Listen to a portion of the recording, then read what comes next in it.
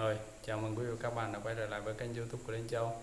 Thì gần đây thì mình có nhận được một cái email thông báo từ YouTube về việc đăng ký nhận tài liệu thuế chậm nhất vào ngày 31 tháng 12 năm 2021. Thì mình đã thực hiện thành công và có ghi lại để chia sẻ cho mọi người cùng tham khảo. Thì mình chia sẻ sơ về cái mục đích của việc khai thuế là gì. Thì ví dụ như chúng ta có thu nhập từ YouTube, nếu mình không khai thuế thì YouTube sẽ trừ thuế chúng ta là 24% trên tổng doanh thu. Còn nếu mình khai thuế Hoa Kỳ thì YouTube sẽ trừ 30% doanh thu đến từ Hoa Kỳ. Đó, nó là như vậy. Thì việc khai thuế như thế nào thì chúng ta cùng hướng về màn hình để chúng ta tham khảo nhé. Đầu tiên thì mình sẽ vào một cái trình duyệt web bất kỳ. Ví dụ ở đây mình vào Google Chrome và mình đánh google.com và search một cái AdSense, tức là Google AdSense đấy. Đó. Thì đây là do là cái tài khoản mình đã đăng nhập sẵn rồi cho nên nó sẽ vào luôn. Và chúng ta vào thông tin thanh toán. Đó. Sau đó chúng ta vào quản lý chế độ cài đặt. Đó, nó ra như vậy thì chúng ta kéo xuống và vào thông tin thuế Hoa Kỳ và chúng ta nhấp vào cái bút và chúng ta vào quản lý thông tin thuế. Đó. Thì ở đây chúng ta vào cái dòng chữ xanh xanh chúng ta thêm thông tin thuế. Đó. Thì ở đây trước khi bắt đầu thì người ta có mấy câu thì mình cũng nên đọc sơ để mình biết đó là cái gì. Thì đầu tiên là dự kiến mất khoảng 15 đến 20 phút để chúng ta điền cái thông tin này. Thì tuy nhiên mình làm chỉ trong vòng 10 phút thôi. Đó, sau khi xong rồi chúng ta nhấn bắt đầu và chúng ta nhập mật khẩu. Người ta yêu cầu mình nhập mật khẩu cái tài khoản Google AdSense của mình. Đó. Và sang đây chúng ta bắt đầu điền các cái thông tin. Thì đầu tiên là về cái tài khoản của bạn thuộc loại nào á, thì chúng ta sẽ chọn là tài khoản cá nhân nhé. Đó, sau đó chúng ta tiếp theo. Đó. Bạn có phải là công dân Hoa Kỳ hay không? Thì mình có thì mình kêu có, còn không thì chúng ta nhấp vào không và chúng ta tiếp theo.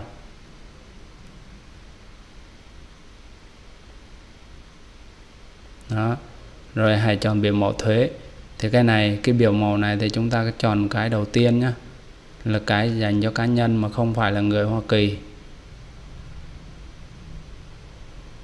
Chúng ta nhấp vào cái tiếp theo, click vào cái là được.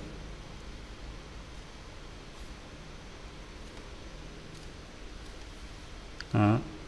Sau đó chúng ta sử dụng biểu mẫu. Rồi sau khi nhấn vào sử dụng biểu mẫu thì nó chuyển mình qua một cái trang khác.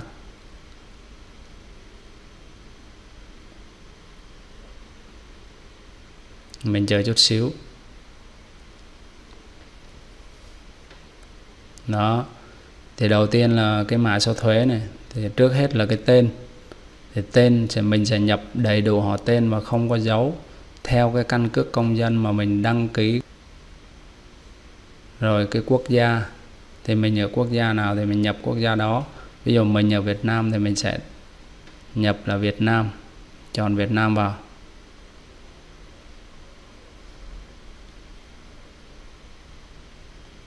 Việt Nam đâu rồi? Đó, chúng ta nhập Việt Nam. Mã số định danh người nộp thuế thì hai cái ô này thì mình có thể bỏ qua nhé. Hai cái ô dưới là mình có thể bỏ qua và mình tiếp theo luôn. Mình nhấn vào tiếp theo luôn. Đó. Thì sang mục thứ hai đó là địa chỉ. Thì địa chỉ thường trú thì thứ nhất là quốc gia thì mình vẫn chọn là Việt Nam nha. Rồi địa chỉ thường trú thì mình nhập theo cái căn cước công dân luôn, nhập đầy đủ từ số nhà. Và chúng ta lưu ý là nhập không dấu, nhập đầy đủ và không dấu.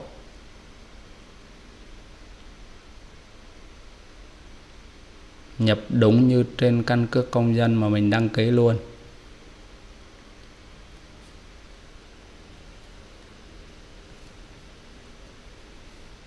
Đó.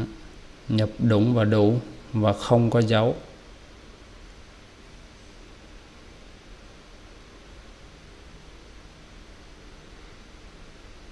Từ số nhà đến cấp tỉnh. Đó.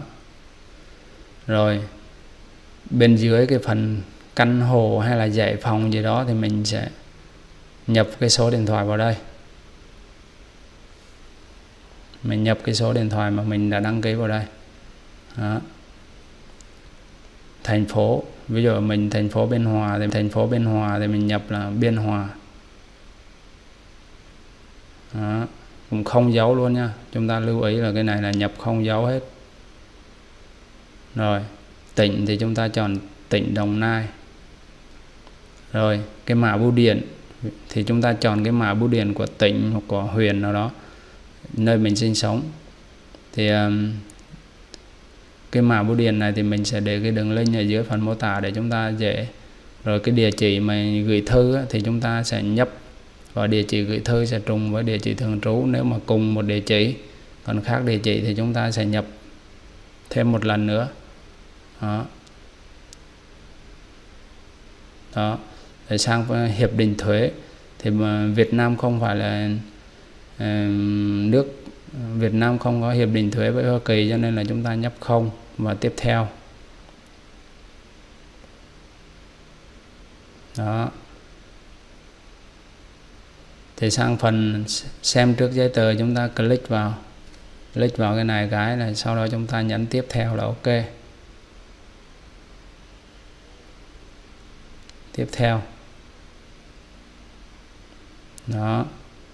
Thì ở đây cái phần chữ ký thì mình cũng nhập đầy đủ họ tên giống như bên trên và không dấu. Đầy đủ họ tên và không dấu.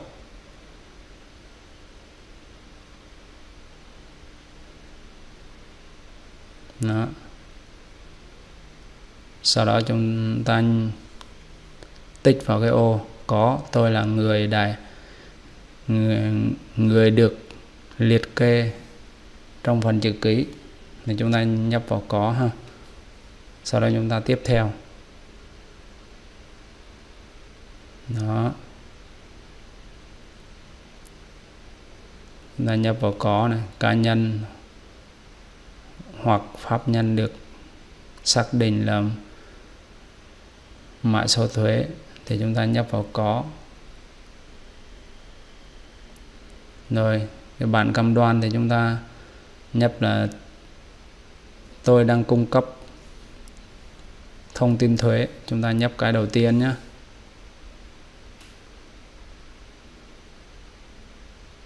Chúng ta đọc sơ sơ rồi chúng ta nhập cái đầu tiên, sau đó tiếp theo.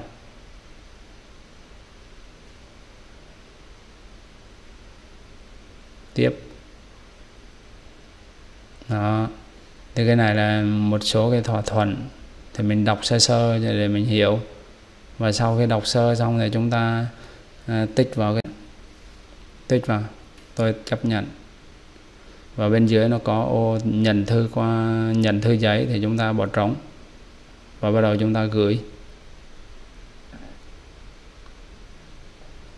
Thì sau khi gửi xong á, thì nó sẽ báo là đã được chấp nhận là ok. Và mình sẽ kiểm tra trên cái email của mình. Mình vào email của mình để mình kiểm tra ha. Người ta gửi cái email về cho mình thì mình vào cái Gmail này. Đó. Và đây là chúng ta thấy cái Google Payment này. Mới gửi cái email này thì chúng ta thấy là Google Payment thông tin thuế của bạn đã được phê duyệt. Thì như vậy là đã thành công ha. Như vậy là xong. Cái mail đơn giản vậy thôi. Chúng ta có thể vào để xem thông tin thuế này. Thì nó vào, khi mình click vào đây thì nó sẽ ra cái phần như lúc nãy. Như vậy là đã xong. Cảm ơn quý vị và các bạn đã đón xem. Không quên nhấn nút đăng ký kênh để cập nhật nhiều video mới thú vị từ kênh của mình nhé. Xin chào và hẹn gặp lại các bạn trong những video tiếp theo.